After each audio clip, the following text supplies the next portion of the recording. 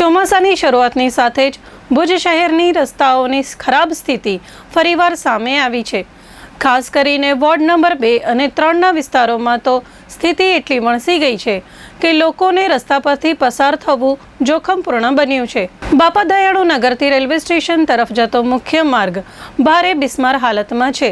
માર્ગ પર પાણી નીકાળવાની કોઈ યોગ્ય વ્યવસ્થા ન હોવાથી વરસાદ પછી પાણી ભરાઈ જાય છે અને લોકો તથા વાહનોને ભારે હાલાકી ભોગવવી પડે છે। આત્મારામ સર્કલ તરફ જતા માર્ગ પર પણ પાણી ભરાવાની સમસ્યા રહે છે। જ્યારે ભીડ નાકાથી દાદુપીર રોડ જવું હોય તો રસ્તા પર ઊંડા ખાડાઓ અને ગટરના પાણીનો સામનો કરવો પડે છે।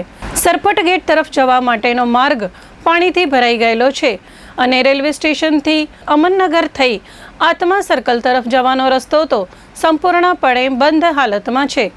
આજના વરસાદ બાદ ઘણા વાહનો રસ્તામાં જ ફસાઈ ગયા હતા, જેને કારણે ટ્રાફિક જામ પણ સર્જાયો હતો।